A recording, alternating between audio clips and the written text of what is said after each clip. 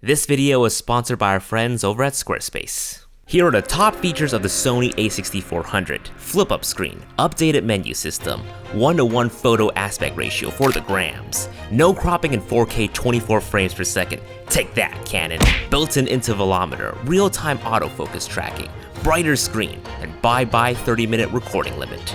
And what better way to review this camera than to vlog my Hong Kong trip?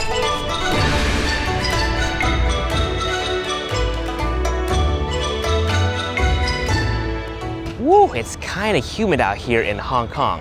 Anyways, Sony's definitely marketing this camera towards the vlogging demographic with its flip-up screen right here. But after using this camera for about a month now, I can confidently say that this camera has major improvements in the photography and videography department. Whether you're just starting in photography or upgrading from an older A6000 series camera, you'll find the autofocus on the a6400 bar none one of the best out there. It will make taking sharp photos a breeze. Now, the major Achilles heel that everyone is saying the Sony a6400 has is the lack of in-body image stabilization. So if you're planning on shooting a lot of videos with this camera, I would suggest picking up a few lenses with optical steady shot. Aside from that, video shooters will find the user experience of the a6400 much more enjoyable compared to its predecessors. With that said, let's go ahead and get into the specifics of what could potentially be the ultimate camera for content creators. What I love most about the Sony a6000 series is their compact form factor. Small bodies and small lenses. They are the living embodiments of the ideals of using a mirrorless camera compared to its competition and traditional DSLRs. The size itself makes it a portable, travel-friendly camera, but it's not too small where it sacrifices usability. All the necessary functions and features are easily accessible within your fingertips. Off to the side, you'll find a micro USB port for firmware upgrades and convenient on-the-go charging, a micro HDMI port for monitor or TV usage, and a mic jack for external audio recording. Now, the headlining feature of the a6400 is obviously the flip-up screen. So this is kind of foreign to me right now. Even though I can see my framing, I find myself looking at the screen more than I'm looking at the lens. With the other Sony cameras that I'm used to vlogging with, I'm always looking at the lens because I don't have a flip-up screen to look at. So that was one positive aspect to not having the flip-up screen. This is going to take a little bit of getting used to. Now, a couple of things with the flip-up screen. It's a little stiff when you're moving into selfie position, so get ready to get used to that. When the screen is up, you'll notice the eyepiece is blocking. You would still see a majority of your screen, but it does block the ISO reading. If that is important to you, you can always remove the eyepiece. Now, one of the biggest critique about the camera is when you mount a mic on top of the hot shoe, it blocks the screen. I, however, have a solution to that, which you can find in more details from my a6400 recommended accessories video. However, would a fully articulating flip-out screen have been better than this flip-up screen? I would argue this. When you throw a shotgun mic into play, the form factors of either setup would look too similar anyways, so in my opinion, it doesn't matter. Without the mic, the Sony a6400 has a smaller footprint. Now, while we're on the topic of no mic, here's the thing, people outside of the prosumer camera sphere won't find the audio recorder from the onboard mic too bothersome. They're used to this from their favorite YouTubers by now. But people like me and you camera enthusiasts out there with the pitchforks ready, this sounds completely garbage to you. You guys probably want to stab me for making you go through this. Well, don't worry, calm down, put away those pitchforks as I'm putting on the mic right now. Alright, so this should sound a lot better now, so you can go ahead and put away your pitchforks. I'm gonna go ahead and enjoy my Hong Kong breakfast. Now, there's nothing new in the image quality and video quality department because the a6400 uses the same sensor as the a6300. You're still getting the same Grado 24 megapixel photos. You're still getting the same Grado amazing oversampled 4K videos. Now, in case you're new around here, here's what I mean by oversampled. The a6400 is technically shooting 6K worth of information, but in a 4K box, so you're getting a lot of details in your 4K videos, thus giving you crispy, sharp results. Unfortunately, the 1080p quality is still okay. Slow motion at 1080p 60 and 120 are still mushy compared to the results you would get from the full-frame A7 III. However, there is one aspect in quality that the a6400 does have an improvement on, and that is the color. Human skin tones look more natural straight out of camera, and apparently plant colors too. And for my video brethrens, in addition to S-Log2 and S-Log3, you'll now be getting hybrid log gamma. In my opinion, that's a lot easier to grade with still a ton of dynamic range to work with. But if you're a hardcore S-Log guy, then you'll be happy to know that the minimum ISO for S-Log3 is now 500. Like the A63 and A6500, you're also getting the same 11 frames per second out of the A6400, so that's good for action, sports, drifting cars.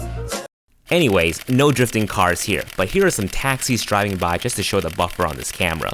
It still takes some time for the camera to write in the RAW and JPEG after a burst session, but you'll be glad to know you can still access most menu functions while the A6400 is still processing the new photos.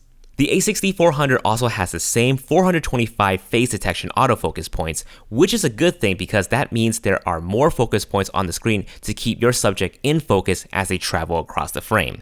If shooting portraits is your thing, not only will you have continuous eye autofocus tracking, but you can now select which eye you want the camera to prioritize to ensure you get the sharpest results. If you have a pet that has more followers than you on Instagram, they would be happy to know animal eye autofocus is now a thing. Or rather soon via a firmware update. But the thing that really sets this camera apart from the other A6000 series camera is the real-time autofocus tracking. I mean, come on, they're making this way too easy now. The A6400 uses AI to improve its autofocus tracking. Even just pointing the camera at a subject, it can already tell where the eye is without triggering the eye autofocus button. And the real-time autofocus applies to video as well. It is a tremendous improvement over the previous center lock-on autofocus found in cameras before this one. For one, you can simply tap on the subject to activate real-time autofocus tracking, and it does a great job keeping them in focus as they move across the frame. Now, I'll have to say this though, this works best when there are a lot of contrast in the scene and a subject is apparent. Otherwise, the tracking box will get confused. Now, to activate touch tracking, you will need to go into the menu to enable it first. Speaking of touch, let's talk about the touchscreen. It is so much better compared to the A6500. However, it's still limited to touch focus really. You're not going to be able to navigate through the menu to get to things or swipe to the next photo. You can, however, double tap to enlarge the photo and swipe around, but that's about it. The menu is still largely the same, but with a few improvements. My menu has made its way to the A6400. This allows you to program all of your most used menu settings in one page in case the default menu is too difficult to traverse. Another thing that I'm glad has made its way to the A6400 is the star rating system. You can now rate your photos on the spot, so you can remember which ones are the best to offload to your computer for editing. And new to the A6400, you'll now get a visualization of the camera layouts when you're customizing the buttons, which is incredibly helpful as well. For those of you who are new around here, you'll be happy to know you can wirelessly transfer photos and videos to your smartphone via Wi-Fi for quick social media posting. That's how I've been sharing my content to my Instagram story on the same day. One of the biggest bummer within the last couple of years was the elimination of the Play Memories app, which took away an insanely helpful feature, time-lapse. However, Sony has brought it back to the A6400 in the form of Interfo Shoot function. No longer do you have to go through a clunky app system to use time-lapse, it is now built right in. While the A6400 can shoot up to ISO 32000 in video mode, I personally wouldn't go past ISO 6400 for the best results. Heh, 6400. For a more detailed low-light test plus other comparisons, be sure to check out my A6400 versus A6500 versus A5100 video linked up here on the top right. Now you might be asking me, are there any overheating issues with the Sony a6400? I haven't experienced anything yet, and that's because the Sony a6400 is rocking the new processor, similar to that of the A9, which allows it to use its power a lot more efficiently. On top of that, no more screen dimming when you're shooting in 4K. You can even make the screen brighter now, which is insanely helpful for when you're shooting in conditions like this. And that, in my opinion, makes this camera worth upgrading too. By the way, no recording limit. That means you can now record past 30 minutes. If you're a vlogger, it probably won't be a big deal to you, but for us videographers, we can now record hour-long wedding ceremonies or hour-long concerts. In my comparison video, the a6400 can shoot a continuous 4K video file up to an hour 27 minutes with 13% battery to spare. In that time, the heat warning signal never came on. Again, it's because of the new processor that allows the camera to use its power more efficiently. In Hong Kong, I find myself going through about 3 batteries from an all-day shoot, so I recommend at least 3 spare batteries. Alright, so let's talk about the lack of in-body image stabilization in this camera. Does it really matter? Now, most Sony APS-C lenses have optical steady shot, so if you have a few of those, you shouldn't have to worry about anything. However, if you have the Sigma Prime lenses and you're doing a lot of photography, I would say crank up that shutter speed and you should be okay. However, if you're doing a lot of handheld video work, I would say try to have it on a tripod or a gimbal. Again, go with the lenses that have optical steady shot. Now, if you really need that in-body image stabilization for $250 more, there is the a6500. However, based on my experience with the a6400, a lot of the new tech in this camera really outpaces the a6500. All right, so let's go ahead and talk about the price. $899 US. Now, here's the thing. Some people would find it a little too steep for an entry-level mirrorless camera. If that's the case, you still have the older a6000 camera to fall back on. It's still a great beginner's camera with great image quality and decent 1080p video. However, in my opinion, $899 for this camera isn't bad at all, considering the new tech inside of the Sony a6400. It's gonna make getting focus in photography and videography that much easier. Again, overall, the user experience of this camera has drastically improved over the a63 and the a6500. While this camera wasn't the pro APS-C Sony body a lot of people were hoping for during the initial announcement, the a6400 still exceeded a lot of expectations for an entry-level mirrorless camera. The small form factor, the flip-up screen, the new efficient processor, the longer 4K recording, the AI focus tracking, the better colors. I mean, the list goes on. This is hands down one of the best compact mirrorless camera you can buy for the dollar with quality results that matches up to the Pro Alpha 7 line. Let me know in the comments down below what's your opinion on the a6400 as well as the results that came out of this camera from this video.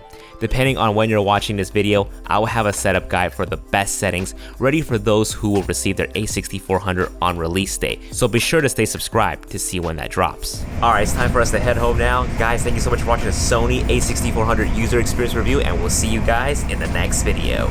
Peace. Hey there, thanks again for watching the entire video. As you saw, we took some pretty amazing photos from Hong Kong, #humblebrag, and we're planning on using them as we rebrand our website. For 2019, Vivi and I really want to combine our hybrid shooting with travel. With Squarespace, we're able to rebuild our website with their clean templates. Everything's as simple as click and drag. Definitely check back in the next month to see our progress. However, you can try out Squarespace for yourself right now with a free trial. Whether you're building a portfolio or setting up an online shop, Squarespace is an all-in-one solution for you. And when you're ready to launch, go to squarespace.com/JasonVong to save 10% off your first purchase of a website or domain. You're welcome. See you guys in the next end card. Peace.